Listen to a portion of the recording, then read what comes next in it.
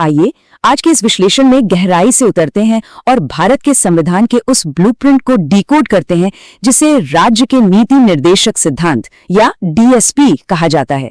ये सोचने वाली बात है कि आखिर देश में सरकारें नीतियां बनाती कैसे हैं, उनका गाइडिंग फोर्स क्या होता है। चलिए आज इसी को विस्तार से समझते हैं। अब जरा 1947 के समय के बारे में सोचिए। देश नया नया आजाद हुआ था, खजाना लगभग खाली था, लेकिन सबको सामाजिक और आर्थिक न्याय भी देना था। बिना दिवालिया हुए एक नई सरकार ये सब कैसे कर सकती थी? यही वो सबसे बड़ी चुनौती थी जिसका एक बहुत ही शानदार संवैधानिक समाधान निकाला गया और आज हम उसी पर बात करने वाले हैं। इन भारी भरकम संवैधानिक अनुच्छेदों को आसानी से समझने के लिए इसे कुछ हिस्सों में बांटा गया है। पहले कल्याणकारी राज्य या वेलफेयर स्टेट की अवधारणा, फिर नीति निर्देशक तत्वों का मतलब, उनका वैचारिक वर्गीकरण, मूल अधिकारों से उनकी तुलना और आखिर में कुछ अहम संवैधानिक संशोधनों पर नजर डालेंगे। तो चलिए भाग 1 से शुरू करते हैं, कल्याणकारी राज्य की अवधारणा। इस ब्लूप्रिंट का मुख्य उद्देश्य भारत को एक वेलफेयर स्टेट बनाना था। इसकी कहानी वाकई बड़ी दिलचस्प है। हमारे संविधान निर्माताओं ने आयरलैंड के संविधान से प्रेरणा ली थी। उनका विजन बिल्कुल साफ था।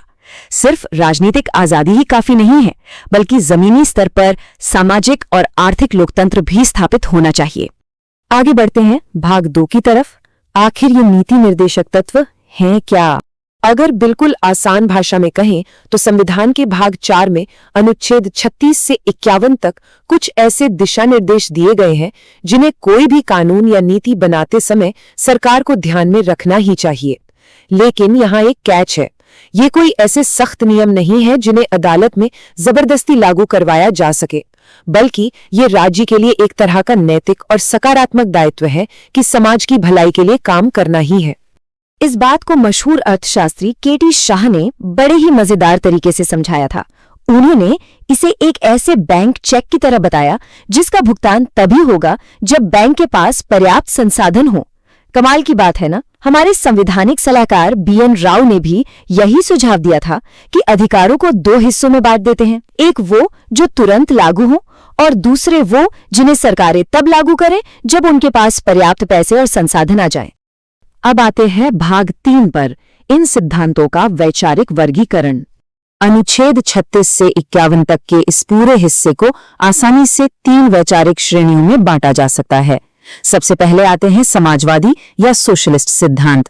इनका पूरा फोकस इस बात पर है कि समाज में असमानता कम हो और हर किसी को आर्थिक न्याय मिले। इसका सीधा सा मतलब ये है कि ये सिद्धांत सरकार से कहते हैं कि वो दौलत को चंद हाथों में सिमटने से रोके। जैसे अनुच्छेद 39 समान काम के लिए समान वेतन की बात करता है, या अनुच्छेद 43 मजदूरों के लिए एक सम्मानजनक न्यूनतम निर्वाह मजदूरी सुनिश्चित करने को कहता है। एक तरह से ये नागरिकों को रोजगार और एक बेहतर जीवन देने का वादा है।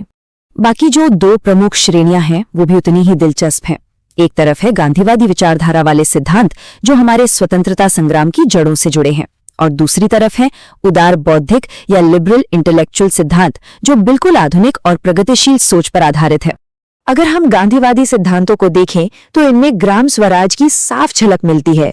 अनुच्छेद 40 ग्राम पंचायतों को मजबूत करने की बात करता है, वहीं अनुच्छेद 43 ग्रामीण इलाकों में कुटीर उद्योगों यानी कॉटेज इंडस्ट्रीज को बढ़ावा देने पर जोर देता है। इसके अलावा कमजोर वर्गों की रक्षा और गोहत्या पर रोक जैसे विचार भी इसी श्रेणी का हिस्सा है। ये बिल्कुल वही विजन है जो आजादी की लड़ाई के वक्त देखा गया था। वहीं दूसरी ओर लिबरल इंटेलेक्चुअल सिद्धांतों का फोकस देश को मॉडर्नाइज करने पर है। इसमें बचपन की देखभाल और शिक्षा, पर्यावरण और जंगलों की रक्षा, न्यायपालिका को कार्यपालिका से पूरी तरह अलग रखना और यहाँ तक कि अंतर्राष्ट्रीय शांति को बढ़ावा देने जैसे एकदम आधुनिक विचार शामिल हैं। और इसी आधुनिक श्रेणी में आता है अनुच्छेद 44 यानी यूनिफॉर्म सिविल कोड या समान नागरिक संहिता। ये आज भी देश के सबसे ज्वलंत मुद्दों में से एक है। ऐसा इसलिए क्योंकि यहाँ एक बड़ा वैचारिक टकराव देखने को मिलता है। एक तरफ ये तर्क है कि भारत की सांस्कृतिक विविधता और अलग अलग धर्मों के पर्सनल लॉ का सम्मान होना चाहिए, और दूसरी तरफ ये सोच है कि धर्म चाहे जो भी हो, जेंडर जस्टिस और समानता सुनिश्चित करने के लिए पूरे देश में एक ही कानून होना चाहिए।